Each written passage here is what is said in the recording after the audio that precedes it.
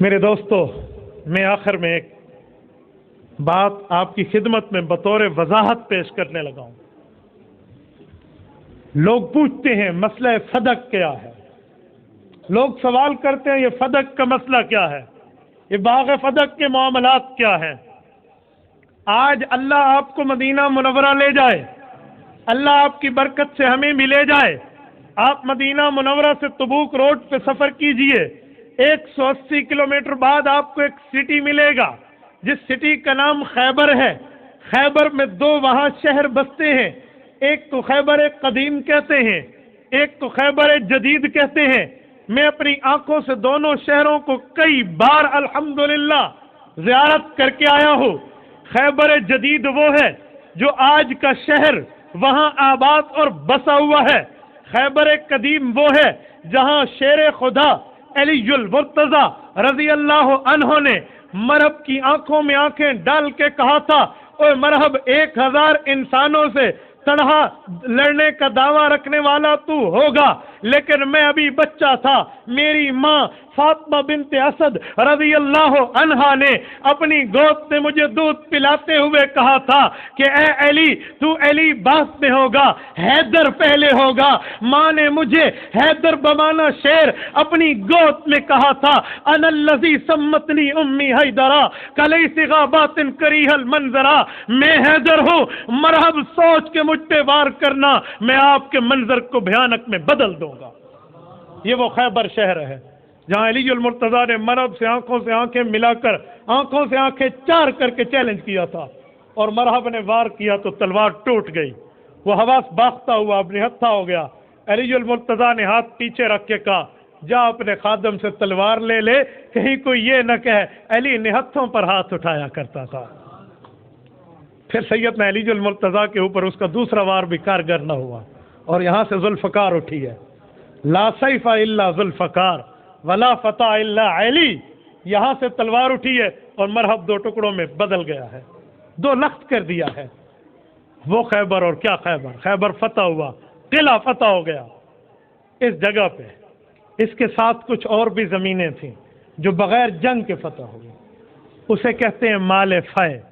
ان مال فے میں بغیر جنگ کے فتح ہونے والوں میں فما اوجفتم علیہ، جسے قرآن کہتے ہیں بغیر جنگ کے ملا، ان میں ایک زمین کا نام فدق ہے۔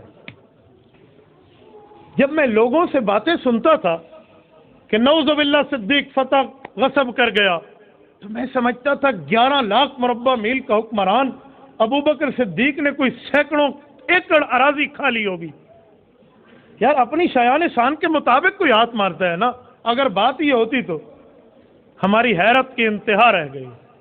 وہ باغ فدق یہ آپ کے صحن سے چھوٹا ہے، اس میں 13 کھجور کے درخت ہیں، کل 13۔ یار الزام لگانا تھا تو کوئی بڑا الزام لگاتے، یہی الزام آپ کو ملا ہے، یہی کھوٹا سکہ جو ابو بکر صدیق پہ استعمال کرنے چلے، فدق کھا گیا۔ اب میں ذرا آپ کو سمجھاؤں وہ پس منظر ہے کیا۔ رسول اقدس صلی اللہ علیہ وسلم ان 13 کھجوروں کو کیا کرتے؟ اہل بیت میں تقسیم فرما دیتے۔ رسول اقدس صلی اللہ علیہ وسلم اس دنیا سے تشریف لے گئے، سیدنا ابو بکر صدیق کو خلیفہ بلا فصل صحابہ نے مانا، تمام صحابہ، حضرت عمر، حضرت عثمان، حضرت علی، تمام اہل بیت رضی اللہ عنہم ابو بکر صدیق کی بیعت کرتے ہیں، خلیفہ بلا فصل مانا گیا۔ ابو بکر مسجد نبوی کے امام اور خطیب مقرر، جانشین پیغمبر مقرر۔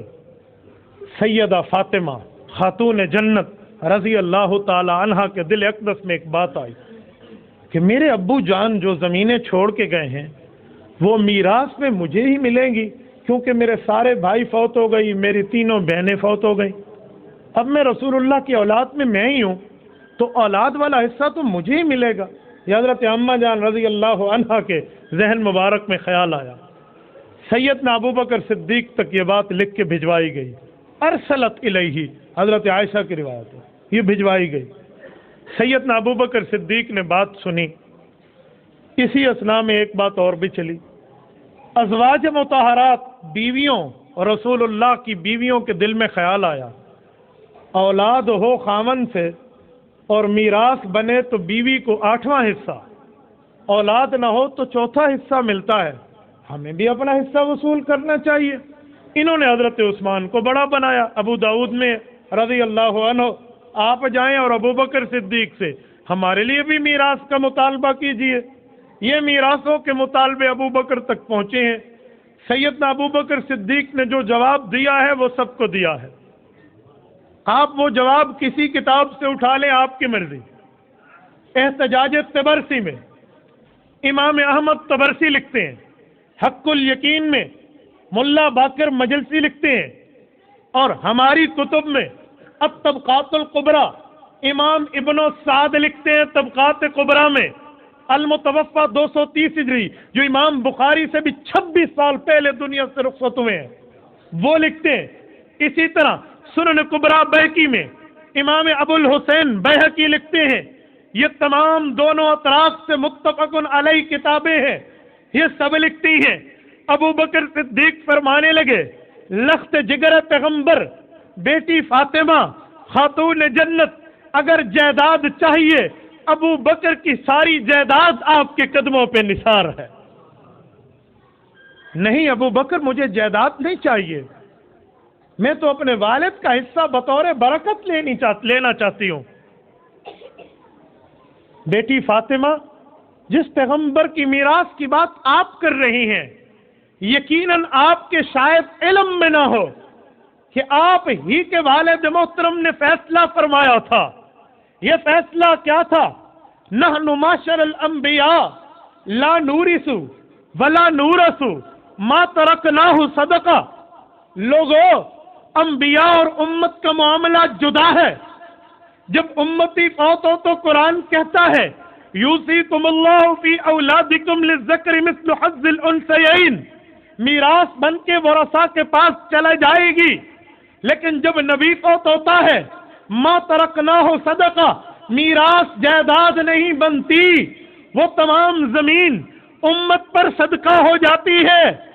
ابو بکر صدیق فرماتے ہیں، بیٹی لخت جگر فاطمہ الزہرا، یاد رکھنا یہ آپ کے ابو کا فرمان اور فیصلہ ہے۔ یہ فیصلہ آپ اپنے خاوند علی المرتضی سے پوچھئے، رسول اللہ کے چچا سیدنا عباس بن عبد المطلب رضی اللہ عنہ سے پوچھئے، سوال کیجئے، کیا پیغمبر کا فیصلہ یہ نہیں تھا؟ حضور نے خود میراث اپنی نہیں رکھی، اور جو رکھا ہے وہ وہی ہے۔ ھذا ما قضى محمد الرسول اللہ صلی اللہ علیہ وسلم واقضی بما قضى النبی صلی اللہ علیہ وسلم۔ وہ وہی ہے جو فیصلہ حضور کا تھا، اہل بیت پہ تقسیم ہوتا، وہی فیصلہ میں برقرار رکھنا چاہتا ہوں تاکہ حضور کا فیصلہ وہی برقرار رہے۔ نہ مداخلت فیصلے میں آپ کریں، نہ مداخلت فیصلے میں کروں۔ آپ بتائیں کیا چاہتی ہیں؟ حضرت فاطمہ رضی اللہ عنہا فرماتی ہیں طبقات الکبریٰ میں، اما انت سمعت رسول اللہ صلی اللہ علیہ وسلم فانت، ابو بکر جو آپ نے رسول اللہ سے فیصلہ سنا ہے اسی فیصلے پہ عمل کیجیے۔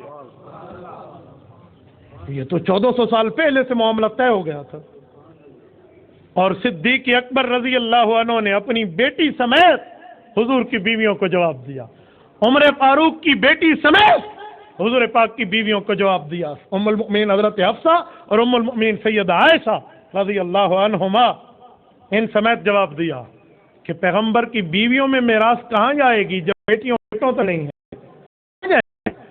آپ کا ایسا بھی ہے، وہی ہوگا جو آپ آتا تھا حضور کے طور پہ، میں وہی کروں گا، میرے ایک دانہ کھجوروں نہیں آتا۔ کیا آپ نے چاہتے حضور کا فیصلہ بدل دو؟ نہیں، ہم تو برکت کے لیے رکھنا چاہتے تھے، برکت بہتر جی کیا ہو گیا معاملہ ختم۔ رضی اللہ عنہ ایک بات حجت مان کی روایت ہے، ابو بکر صدیق رضی اللہ عنہ آئے ہیں، کسی شخص میں کھول دکھاتا ہوں، سید صدیق اکبر رضی اللہ عنہ تشریف لائے ہیں، حضرت المرتضی کے دروازے تشریف لائے، سید علی المرتضی کے دروازے پہ تشریف لائے، گرمی میں ہے، ابو بکر صدیق ہیں، سید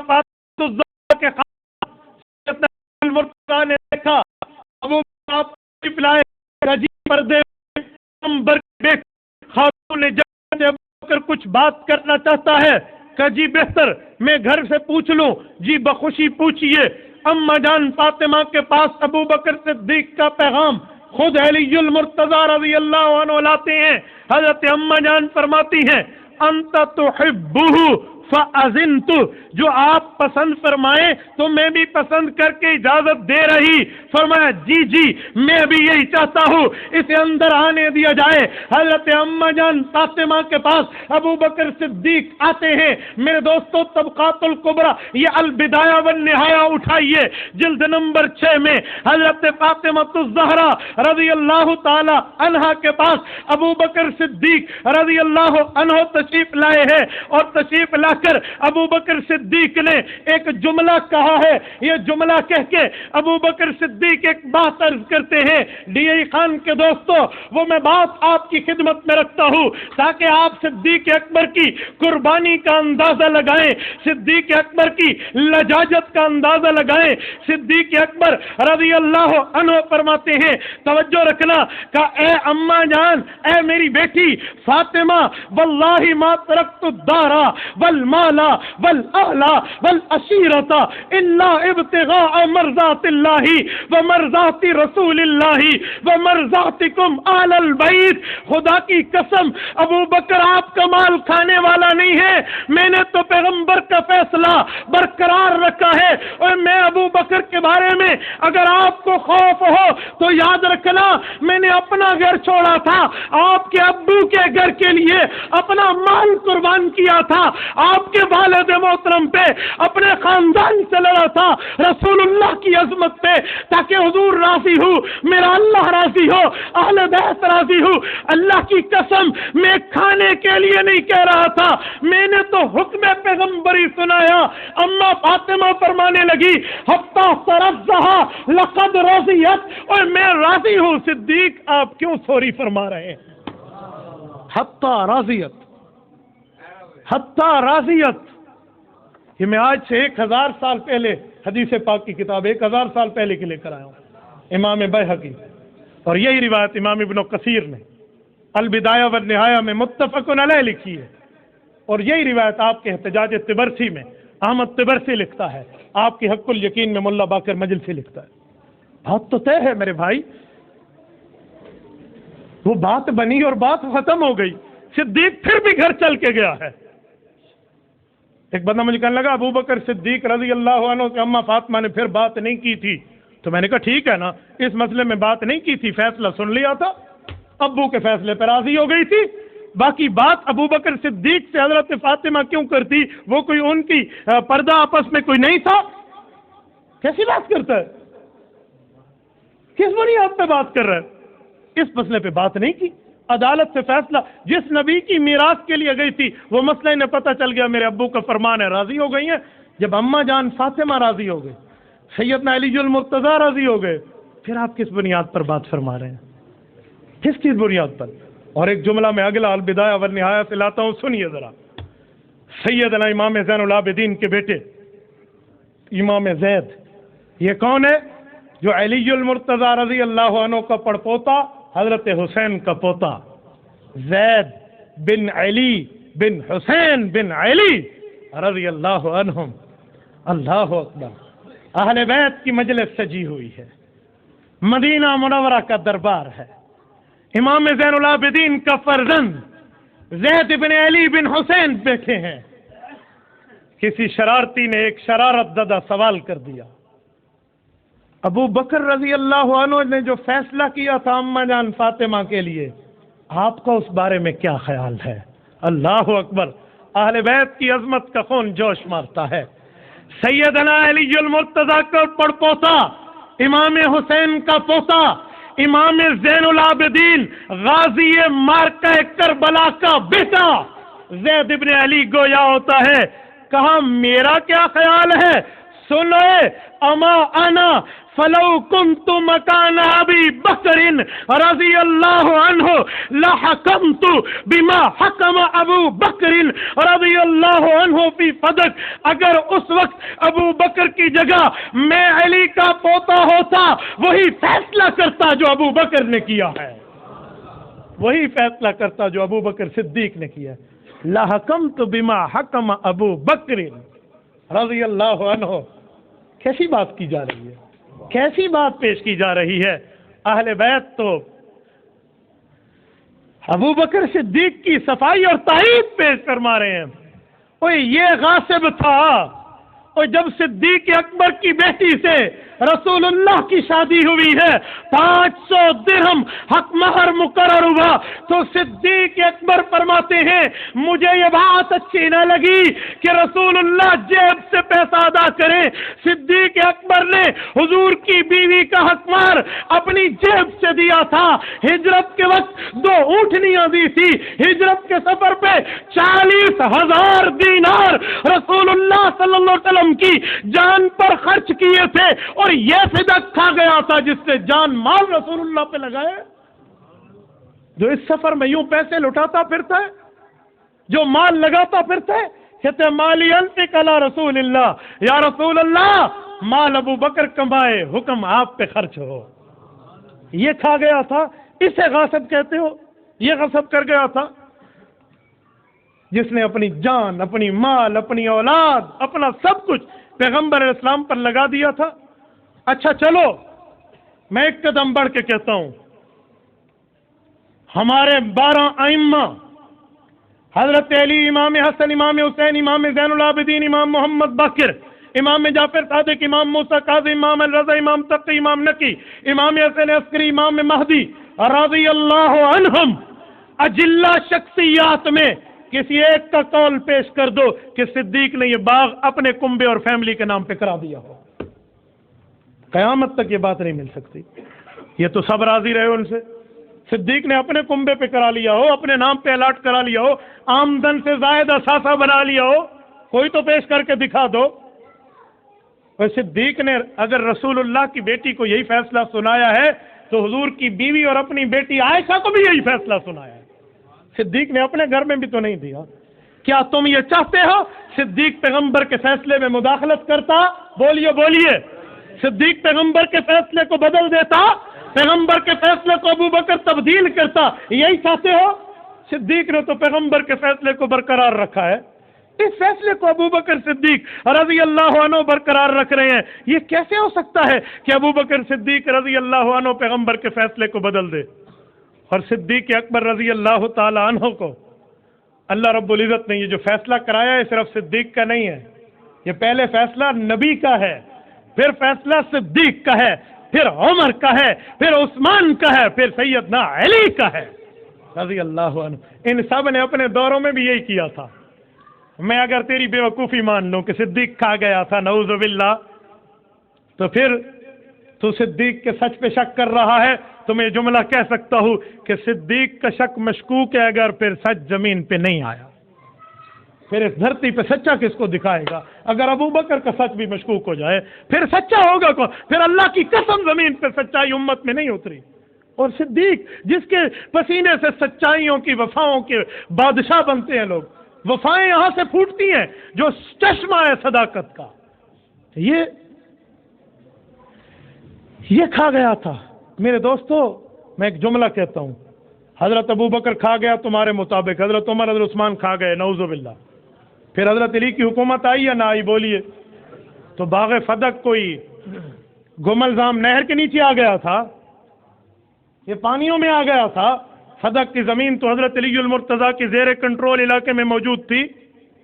تو جب حضرت علی المرتضیٰ بلا شرکت غیر حکمران بنے تھے اور 4.5 سال بنے تھے, حضرت فاطمہ تو دنیا سے رخصت ہو گئیں رضی اللہ عنہا, حضرت حسن حسین تو زندہ تھے, حضرت ام کلثوم اور حضرت زینب تو زندہ تھی, حضرت فاطمہ کی اولادیں. تو علی بلاتا, میری بیٹیوں میرے بیٹوں آ جاؤ, وہ تو کھا گئے تھے, میں تمہیں تمہارے نام پہ تمہاری ماں کی جائیداد الاٹ کر دوں. حضرت علی نے بھی تو نہیں کیا. کیوں؟ اس لیے کہ اہل بیت کا فیصلہ میں سنا چکا ہوں البدایہ سے کہ ابو بکر کی جگہ اگر ہم ہوتے تو یہی فیصلہ کرتے. یہ فیصلہ وہی ابو بکر والا اور نبی والا علی نے برقرار رکھا ہے رضی اللہ عنہم. پھر فتویٰ صرف ابو بکر پہ کیوں ہے؟ پھر غصہ صرف خلیفہ وقت کی جوڈیشری پہ کیوں ہے؟ پہلے دن سے عدالتوں میں انصاف نہیں ملا. یہ کس بنیاد پہ باتیں ہو رہی ہیں؟ یہ کس بنیاد پہ کہا جا رہا ہے؟ سبحان اللہ و بحمدہ سبحان اللہ العظیم، دوسرے لفظوں میں یہی کہنا چاہتے ہو کہ پھر چوتھی جوڈیشری جو حضرت علی المرتضیٰ کی تھی اس نے بھی ناانصافی سے کام لیا تھا؟ یا ابو بکر صدیق کو بہانہ بنا کر علی کو نشانہ بنایا جا رہا ہے؟ کیا مطلب، کس بنیاد پہ کہا جا رہا ہے؟ اور میں ایک بات قول فیصل کے طور پہ بات ختم کرتا ہوں، توجہ رکھنا۔ اللہ کی چاہت یہی تھی، اللہ کی مرضی ہی یہی تھی، ابو بکر خلیفہ اول بنے اور یہ فیصلہ کرائے، علی خلیفہ آخر بنے اور پھر اس فیصلے کو برقرار رہے۔ اگر علی پہلے نمبر پہ خلیفہ بن جاتے تو صدیق کے فیصلے کی تائید کون کرتا؟ نہیں سمجھے؟ صدیق کے فیصلے کی تائید کون کرتا؟